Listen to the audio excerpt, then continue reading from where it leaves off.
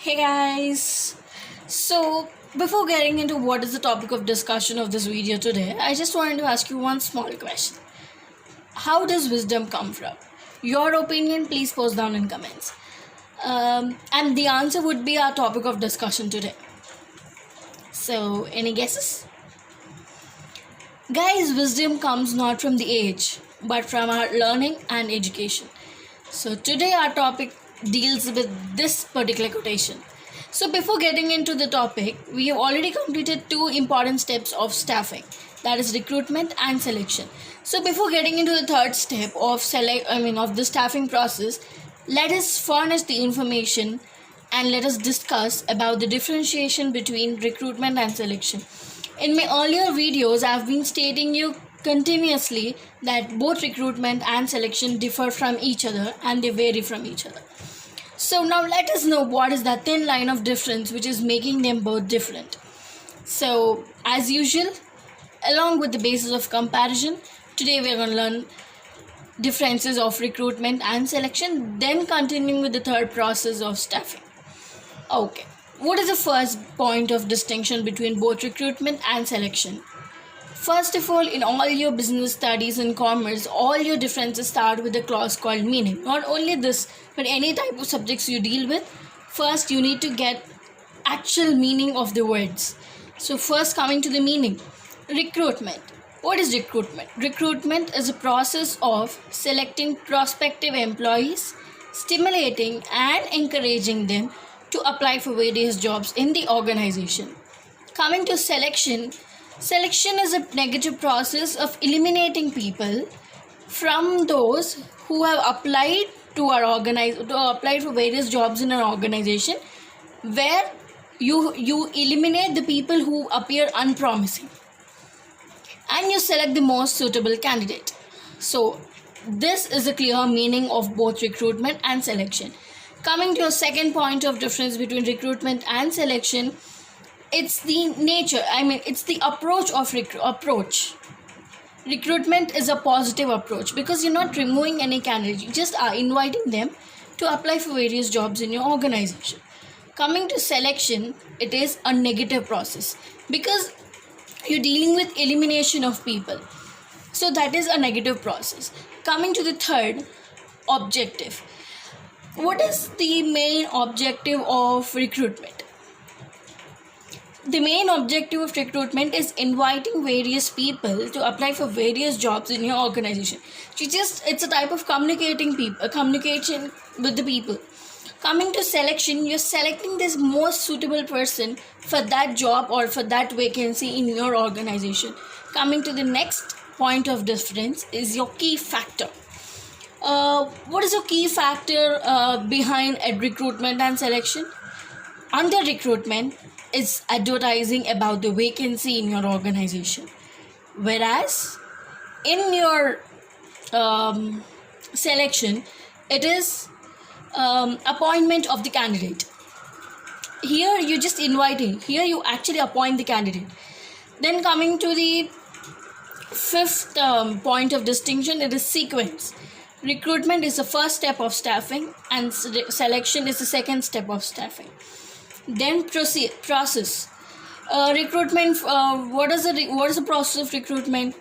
Like advertising your vacancies in your organization and different sources, and inviting applications to file their applications to your organization with regards to the job. What is selection process? I know the 9 steps. You have to write it like selection deals with a process described where the person have to undergo the selection process like preliminary test, blank application form, interviews and written test. Then he gets placed in the organization and will be given orientation. Then your contractual relation is your next point of distinction. So what is contractual relation? Before going into the details of recruitment and selection, what is contractual relation? Contractual relation states that suppose a person is working under you, there's a contract that you are assigning him a task and he is liable to complete it. So there's a contract that is between two parties. That is establishing a contractual relationship. In recruitment, you're just inviting, you're just communicating various people from various places in order to apply for the jobs in your organization. So there would be no contractual relationship. That is not mandatory for a company. Coming to selection, you're appointing a candidate. So that is establishing a contractual relationship between an employer and an employee. Like guys, you see, nowadays most of the organizations who wanted innovative people, they sign for a contract for the period of 2 years or 1 year. It depends upon the obligation of the company. So that is contractual relationship.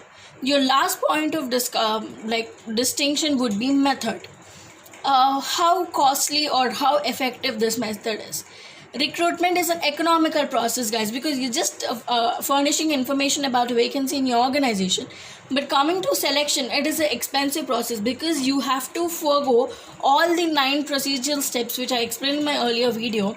You have to forego all the steps, then come back, then you will get placed in your organization, and that is the end of your job, getting a job offered in the organization. So these are the major differences between both recruitment and selection. So now let us start with a new topic. That is, I told you the answer just before. So learning is not exactly called in business studies, so it is training and development. Now first we are going to learn about staff training. Guys, we want employees to work under us. We want competent people. So we have passed this recruitment, then selection, which is a critical process, and we actually found out the person who is suitable for the job. Now it's time to decide whether his knowledge is suitable for this job. It's not like, okay, if it is suitable, we need to just train him up and develop him so that he will be able to do the job. It is like the person has so much knowledge, and at the same time his knowledge should be applicable for the performing of that job, because every company uses different methods and process to complete a assigned task. Suppose you take a software company uses more of Java, where the person is aware of Java, Python, and other all software programs. So the company has to train him and mold him into that particular attitude, which enables him to work for the organization and bring efficiency to the organization. So that's the reason why training is necessary, and training takes the most integral part of each and every organization, because good training will lead to good employees and competent employees. At the same time, it will shape the attitude of the employees. So with respect to top business philanthropists or all the great scholars of business studies, they have defined training in their own opinion. According to Jusius, the term training is used to indicate only a process where how a person is able to use his attitude, skills, knowledge. But according to me, I would like to make it more simpler and more easier for you people to understand what exactly training is. So training is a systematic process of imparting education to all the people who are working under you. It's a process of imparting education where you imparting knowledge about the specific job, along with the transformation of their attitudes. Guys, all the people who come to your organization and you feel them very competent, and at the same time you choose them being very competitive, you select them, and they have done their merit list in all the selection process is very high. But at the same time, some people have that attitude, yes, I can do anything, but training will mold that attitude. It gives you knowledge about the job, at the same time it transforms your attitude. So that is training. So it's a systematic process of imparting education or knowledge about the job along with the transformation of attitude. Now let us know what are these objectives of training. But guys, the details or the topics which I'm going to discuss in this videos, each and every topic will have its own objectives, and at the same time will have its own advantages. Each and every procedure, guys, whatever you're learning, not only in business studies but in any other subject, first thing you have to learn is just 5 things, guys. First, meaning, then objectives, advantages and disadvantages. If there are any types, then types, then the methods. These all are the five vital roles which play in each and every topic which we discuss. Suppose even we've been discussing many topics, so each and every topic has this five main headings. So if you're trying to learn any new thing, then try to know all these things in that also. So what are the main objectives of training? First is to impart knowledge to the employees about their job, because in selection you have just told them about your job is to do this particular thing, but in training you're going to give them a systematic process how you have to perform this job, how you have to complete the job within the inclined time. Then to develop skills of the employee. The employee already have diverse skills, you're going to still improve them, not only at the point of an employer but even from the perspective of the employee. It is very fruitful and benefit. Then to combat obsolescence, because most of the employees who come they without irrespective of their age, they also have to know about the latest developments. Though they have been aware, it's the company's obligation and company is liable to teach them and to impart knowledge about the latest development. One cannot be obsolete in this world, guys, because when you try to be obsolete, then the other people try to go ahead of you. They actually wanted to be competitive to you, but in turns your weakness of not knowing the latest developments will become a fruitful point to them. So that's the reason all the companies follow this method of imparting knowledge and training the people with regards to the latest developments. Then coming to the next point, to enhance the productivity and performance of the candidate. Guys, training is not only given for all the employees who just joined the organization, but also who have been in the organization since so long. Because if one person's performance is very poor, but once upon a time his performance is in high standards, that means he's being backing up with our technology, or he's unable to understand the information furnished by the organization. So they indeed the organization actually they try to teach them conduct training programs and development programs in order to increase their performance. It is not demotivating an employee, but at the same time it is trying to instigate in your mind that you have to perform well. That's your main motive. Then to develop a team which is dedicated and cooperative. Even in training is not only given on a software basis, guys. It also gives you about communication skills. It also tells you how to work in a team, how to be an effective leader, how to be an effective team player. These all details are also discussed in training. Then to raise the morale of the employee. What is morale? Guys, morale is a big particular topic which we will be discussing. Morale is the mental status and the attitude of a person. Guys, when suppose now because of this pandemic all people work from home. So here the main morale of is raising this morale of an employee states that I'll pay you incentives if you increase your production, or if you increase your productivity I will increase your salary, your increments, your fringe benefits, your remunerations, your incentives. These all are your morale. They actually indirectly they increase your morale without your knowledge also, because the organization is paying you such high and has put up such a belief on you that itself increases your morale. Then to transform the attitude of the employee and tuning the skills and attitude with the power of the organization.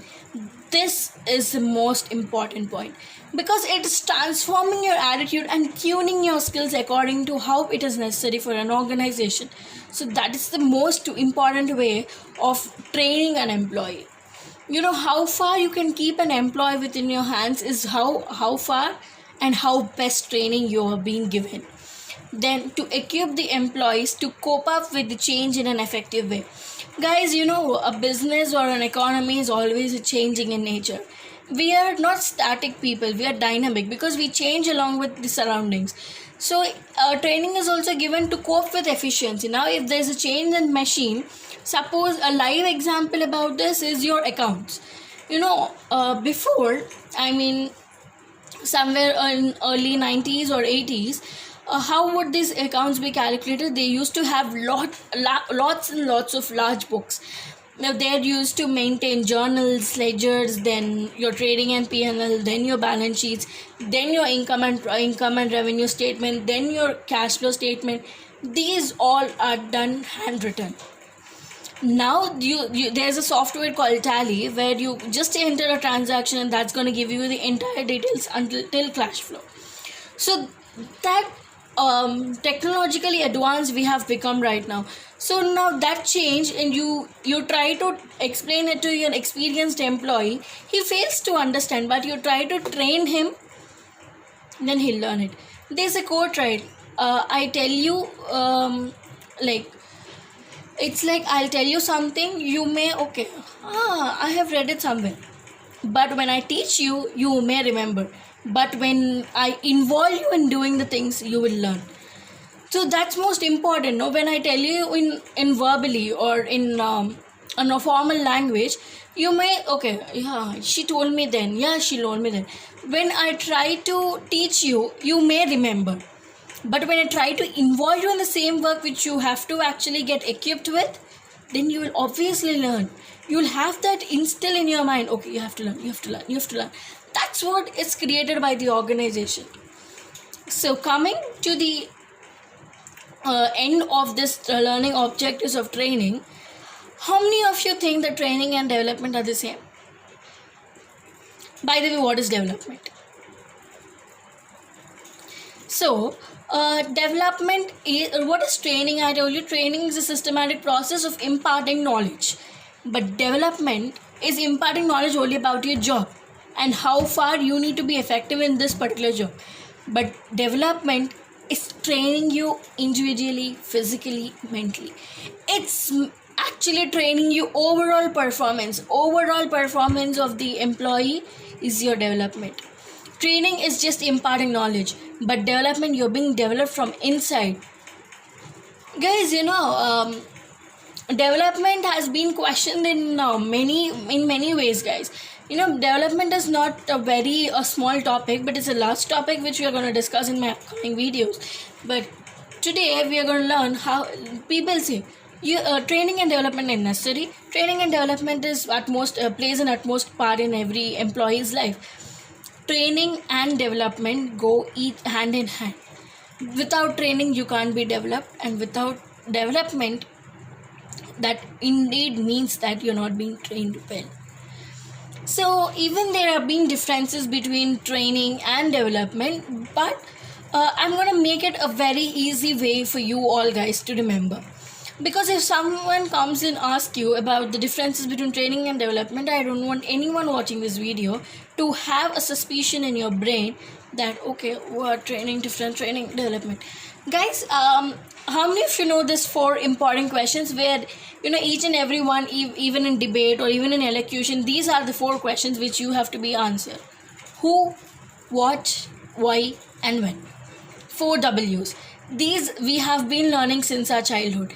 We have to make an effort to relate them to our original study of today also. Though we have been learning it in English under grammar or sentence formation, like that stuff, here also we could make that differentiation in that manner. That is what, who, why, and when. So first we will answer who. That is furnishing the information between the differences between both training and development. Here 4 questions: who, what, why, and when. Who. So training is given to whom, guys? Training is given to non-managerial personnel. That is, non-managerial personnel are the people who are working under you, like employees, your supervisors, your managers, and all this stuff come under non-managerial persons. Each and every one of the organization have to be trained to perform various jobs in the organization. Coming to development is given to managerial person, CEOs, board of directors, the personnel who are in the topmost row of the company or topmost row of a business. So these people have been given development. Your first question of who is being answered. Then what? Under training, what will you be taught? You'll be taught you'll be taught about technical and mechanical works, like technicalities in your job, and how mechanical or dealing with machines are being dealt in training. But coming to development, it's a theoretical and a conceptual skill which each and every person should have it from within. That's a theoretical process, but training is a practical process. So then your second question of what has been answered. Then your third question would be why. Why training is given? Training is given for specific job related purpose, because for the purpose of the job you are being training, but development is given for your general knowledge. Guys, you shouldn't be a it's not like a bookworm, but it's like you shouldn't be an introvert, because guys, you should not only study your own subject. You should have the information about what's happening beside you, what's happening in your locality, your community, but not what's happening in your neighbor's house. That is a different issue. That's something you need to know from within, the current affairs, the general knowledge.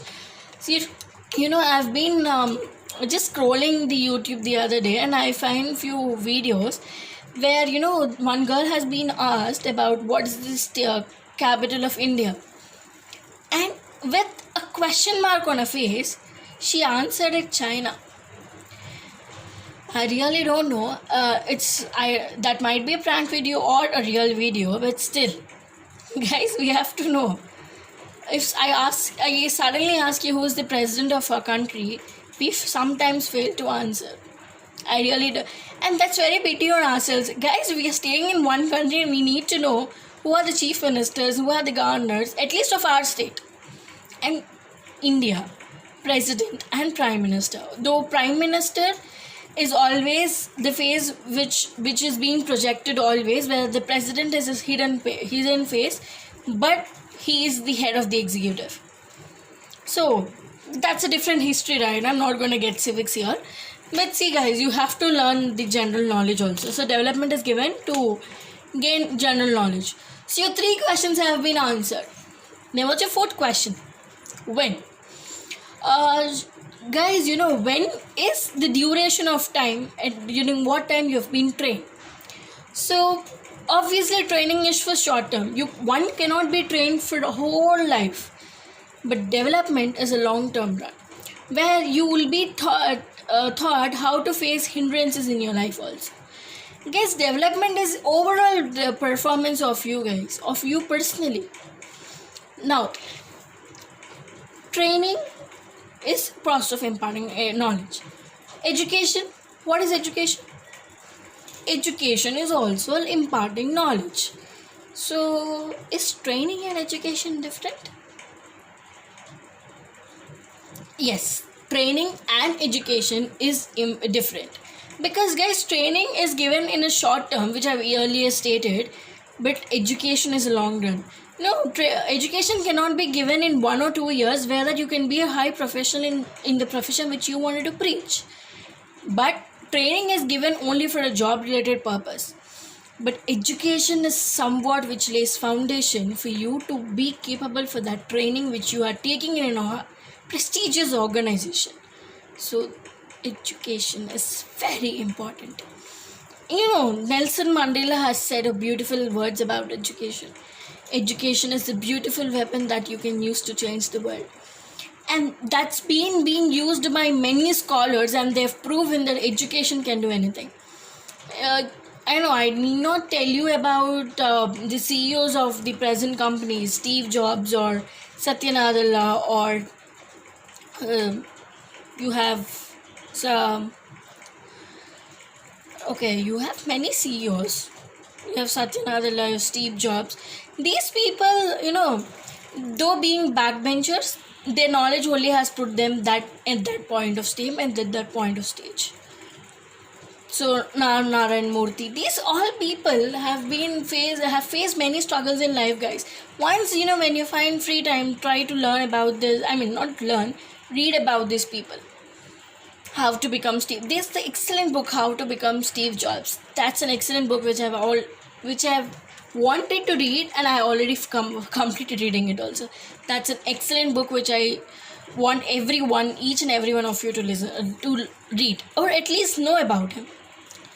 He's such a backbencher, but still his knowledge has put him and made him so innovative that his influx of new ideas has put him in flying colors and in high standards. So training is such important.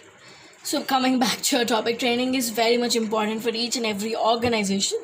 So now learning in our upcoming video, we'll be learning about importance of training and types of training.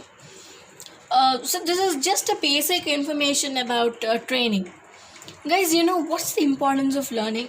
Some people like till now, they feel that this generation especially, my seniors or my sisters who have been working in an organization right now, they say, why is training even important when we already have so much skills and knowledge? Guys, learning is such a beautiful thing that nobody can steal it away from you. That's the knowledge which you have. Guys, in learning you will teach, but in teaching you will learn. So that's what instigates me to take this video. So at the same time, I tell them, see, learning is a continuous process. And there's a quote which always strikes up into mind, saying that if you stop learning, you will become old, either at 20 or 80. But when you start learning, even at the age of 20, 50, 60 and 80, you will always stay young from inside. You have so many authors right over there with beautiful souls.